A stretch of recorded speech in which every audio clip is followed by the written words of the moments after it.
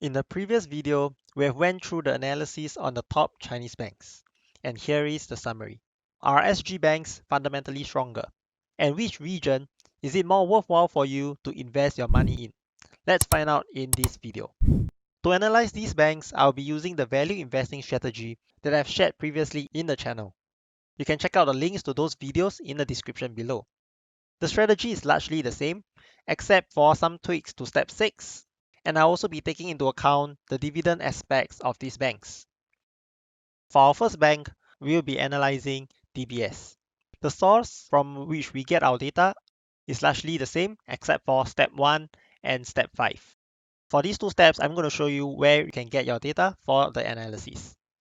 So if you recall previously for our Chinese banks, we use the website AA Stocks. Now for Singapore banks, we'll rely more on Morningstar instead for step 1 and step 5. Key the ticker symbol that you are interested to look at, and then go over to the financials tab and just click on income statement to get the relevant data. Under income statement, we are interested in the total revenue. Total revenue for the past 5 years has been increasing consistently upwards, so that's nice. Next, we want to look at the net income, and that will be this line over here, net income available to common shareholders. So for this, just a slight dip and then increasing generally for the last 4 years. So that is acceptable as well. And our last parameter will be under cash flow. So summarize the first section, we are interested in cash flow from operating activities. And for the operating cash flow of DBS, we see that there are some negative numbers over here. So that's not very nice. What we want to see is a consistent increase upwards over the past 5 years. So let's keep this in mind. For step 1 of the analysis for DBS, I'll rate it a 2 out of 3. Okay, so that's for step 1. And next, I'm going to skip to step 5 to look at the debt levels of DBS. For that, head over to balance sheet and then go over to quarterly. Alright, this step is very simple. Just summarize all the sections, and then we are interested in the total liabilities and the total equity. And by taking the total liability divided by the total equity, we get a debt to equity ratio of 9.69. And that is rather high and unacceptable. For our fifth step, there is another criteria that involves the debt servicing ratio. For that step, go over to income statement, and we are interested in the net interest expense or income of the company. Right, so under income statement, just summarize the net interest income section, and you can see very clearly that DBS has a net interest income of 2.3 billion. And that should be rather expected of banks. Right, so in that sense, they do not have a debt servicing ratio. Right, so what we have basically just went through is step 1 and step 5. For step 1, it is a 2 out of 3. For step 5, reasonable debt, I rate it as a fail. For steps 2, 3, and 4, the sources are the same. So if you are interested in finding out where to get these numbers, do drop by our analysis on the Chinese banks for more information. Otherwise, for step 2 positive growth rate, DBS has registered a rather high growth rate from Yahoo Finance. It is at 18.1, and this number kind of corresponds with Simply Wall Street as well, at 14.2%. So that is good.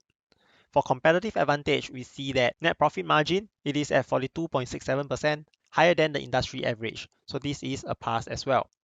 And lastly, for high ROE, it is slightly lacking at 12.59. So we will rate it as a fail. Let's move on over to the valuation of DBS itself. So from the snapshot, DBS has a price to book ratio of 1. So that means DBS is right now at fair valuation. Similarly, this corresponds to that of Simply Wall Street. In addition to that, they also have the industry price to book as well as the market price to book as some food for thought. So what makes investing in banks attractive is largely due to its high dividend yield. Therefore, when analyzing banks, we must definitely look at its dividend yield. The dividend per share for DBS has been increasing generally over the years, as well as the trailing dividend yield. This screenshot on the left is taken from Morningstar.com. It is generally accurate except for the current year. If we cross-reference these from the data taken from dividends.sg, we see that currently in 2020, the dividend yield is 84 cents. Alright, so just something to take note. The current dividend yield trailing 12 months for DBS is at 5.41%, so not too bad. Although one thing that you have to take note of about Singapore banks is that MAS has recently just called on the banks to cap their dividends per share to 60% of financial year 2019's DPS. Right, so this is going to temporarily affect the dividend yield of the banks itself. Alright, so if not for the cap, DBS has been giving out 33 cents every quarter. So if you take this, multiply by 4 quarters a year, that will be $1.32. If we divide this by the current share price of $21 per share for DBS, this gives us a dividend yield of 6.48%. Right, and this will be more than the 6% that I'm looking out for when investing for dividend stocks. But with the current cap in place, DBS can only give out 18 cents per quarter. And if this lasts for a year, so 0.18 multiplied by 4 and divided by the share price of $21 per share for DBS, we will arrive at a dividend yield of 3.43%. So this will be a temporary setback that you have to face if you choose to invest into the banks right now. Last but not least, when talking about dividend yield, we have to pay attention to the payout ratio. Generally, we want the payout ratio to be low such that the companies themselves can manage their cash flows for their other operations. And for DBS, 30% is generally fine. It has been increasing over the years. However, because of the low interest rate and the hit to the economy, their payout ratio has shot up tremendously. So this would definitely be something that you would like to pay attention to when you invest in DBS. So if you're interested in where to find these figures, here they are. Under Morningstar, click on valuation and you'll get to see the valuation of the company over the previous few years. Right, so DBS has a price to book of 1 currently. And next, go over to dividends and you can get the same data. Right, dividend per share, the trailing dividend yield, and also the payout ratio. Just take note of the slight error in the current year. And lastly, you can go over to dividends.sg, key in the ticker symbol, and you can get the entire history of its dividend payout. Alright, so let us take a look at the price chart of DBS before moving on to the next bank. And this is the monthly chart of DBS. Likewise, banks are cyclical in nature, so you can see the very beautiful cyclical wave patterns in the price action. And for each corrective wave, it corrects back down to the 200-month moving average, which is the red line shown on the charts, except for this dip over here, which broke through a little bit before rebounding up. In March 2020, DBS itself has also visited the 200-month moving average and very quickly bounced off afterwards. So will it still come back to visit the 200-month moving average at a price of about $17 right now? Well, I think that it is unlikely unless much more severe things is going to happen down the road. And since DBS is at fair valuation right now, you may choose to adopt a dollar cost average approach in your investing strategy. And if we analyze the previous impulsive and corrective wave, we can see that this wave over here took place from 1999 to the year 2000. So almost about 1.5 years. Next corrective wave, 3 years. And then the next up wave resisted at $21, 4 years. And the next down wave, about 2 years. And the next huge up wave again resisted at $21, so about 6 years. Before a short half a year correction, and then another steep impulsive wave, about 2 years. And do you notice that right now we're actually in the corrective wave? So we have already been in this corrective wave for 2 years. And now that it has hit the 200-month moving average and bounced off, is it likely to be the end of the corrective wave? Throughout the past 20 years of DBS, each corrective wave on average took about 2 years, right? 3 years, 2 years, and for this very short one, 0.5. And now 2 years have passed again. So my view on investing in the banks is this. It is going to be a long-term investment for the next maybe 3 to 5 or even 6 years. In these 3 to 5 or 6 years, if we can recover back to the previous high from $21 to $30, that in itself is already a 30% return. If this 30% occurs within the next 3 years, that will be a 10% annualized return. And if it takes place over 5 years, that will be an annualized return of 6% a year. Now, do not forget that DBS gives out dividends as well, and a lot of dividends in fact. So if we assume that DBS is going to yield 6%, barring this exceptional year whereby their dividends are being capped, investing in DBS right now gives a potential of 16% return year over year for the next 3 years, or a 12% return year over year for the next 5 years. That is if it can hit the all-time high back at about 31 or 32 levels in the upcoming 5 years. All right, and that to me itself is a very attractive and a very good deal. So with that, let us move on to the second bank of today. For our second bank, we have OCBC, ticker symbol O39. For increasing business profitability, total revenue has been increasing. That's nice. Net income also increasing very nicely. However, for cash flow from operating activities, similar to DBS, there is some negative numbers in 2 of the 5 historical years. So that is also a fail, and I'll give it 2 out of 3. Right, for positive growth rate, there is somehow a huge discrepancy over the two sources, one being 9 and the other being 17.6. Competitive advantage, it also fails at 17.6%, lesser than the industry average. Alright, so this is bad. High ROE is also a fail at 10.77%, and reasonable debt, likewise, it is at 9.51.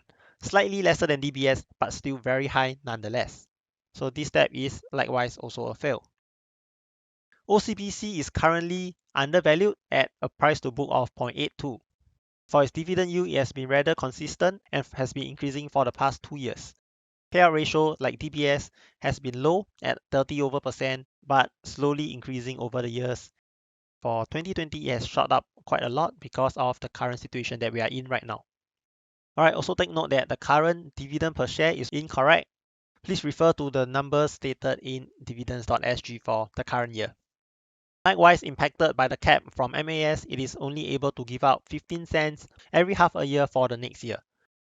If we factor this in into the dividend yield, let's take it at 16 cents, that would be 32 cents. Divide by the current share of $9 per share for OCBC. If you get in right now, the dividend yield for this year will be at 3.2%. But if we were to assume the previous year dividend yield of 48 cents per share at $9, that will give you about 5.33% in dividend yield. Slightly lesser than 6%, but still not that bad, alright? This is the monthly chart of OCBC, a very clear-cut wave-like pattern of impulsive and corrective waves. Unlike DBS, it is relatively new. It doesn't even have the 200-month moving average out yet.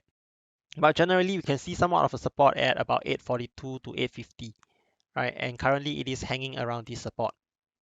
And let's say if the bottom is near and OCBC recovers from here on from $9 all the way back to the resistance at, let's say, maybe $13 then. So what will be your potential annualized return over the next 5 years? Or let's say 3 years? I'll leave that for yourself to calculate if you are interested. Lastly, we have UOB, and these three makes up the largest bank in Singapore. Total revenue, likewise, is very nice, is a pass. Net income has also been consistently increasing.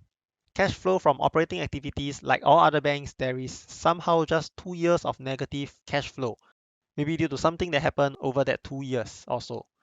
So once again, this is 2 out of 3. Positive growth rate, very consistent number from both sources, and that is a pass. Competitive advantage, it is more than the industry average, my mistake. So this is also a pass. High ROE, once again lacking, and reasonable debt, also lacking. Although all three Singapore banks have a debt to equity ratio that is hovering about 9.5 to 9.6, still generally lower if you compare that to the Chinese banks that we have seen in the last video. And for UOB's valuation, it is also undervalued at a price to book of 0.84. For its dividend yield, it has been rather consistent at 70 cents and only increasing in 2018 and 2019. Similar pattern in the payout ratio for all three Singapore banks, at a comfortable level, except for this year itself. Before the dividend cap, UOB has been paying out $1.25 in dividends. That translates to about 6.23 if you were to invest right now at a price of $21 for UOB. And if you take into account the 60% dividend cap, 60% of 1.25 divided by $21, that will give us a dividend yield of 3.75%. So a temporary setback for this year itself. This is the monthly chart for UOB, ticker symbol U11. Right, and generally it is a very beautiful chart in my opinion. Right, it is in a very nice uptrending channel. bouncing off the trendline support as well as the 200-month moving average. And right now it is hovering around the support area as well. So I guess I don't have to repeat myself, alright? Once UOB recovers from here at a price of $20 and let's say it takes 5 years to reach back a high of $30. So the potential annualized return for that will be very similar to what DBS offers. And if we summarize the fundamentals of the three largest Singapore banks, this is what we have. For increasing business profitability, none of the banks stood out. I would say that all of them are equally good. For positive growth rate, DBS is the highest at 14 to 18%. Competitive advantage, DBS and UOB passes them as well, except for OCBC. High ROE, DBS is the best, although it is still lower than the 15% that we are looking out for. Reasonable debt, OCBC is the least, but in actual fact, there isn't really much difference between these three banks. Valuation-wise, DBS is at fair valuation, OCBC and UOB are undervalued. And as for dividend yield, DBS and UOB has the highest dividend yield at 6.28 and 6.25%. Note that the percentages in brackets are the dividend yield for the current year, whereby the banks are capped at 60% dividend payout. And if we were to consider the charts, the historical price action of these three banks, UOB I would say is the nicest of all. If we do a quick comparison of the Singapore banks to the Chinese banks, we see that SG banks overall is less undervalued as compared to the Chinese banks. If you recall, the Chinese banks were at a price to book of about 0.4 to 0.6. And for dividend yield, Chinese banks were also offering much higher dividend yield of about 7 to 8%. So which of these banks is your favorite, and which of these banks are you more inclined to invest in? Share your thoughts with me in the comments below.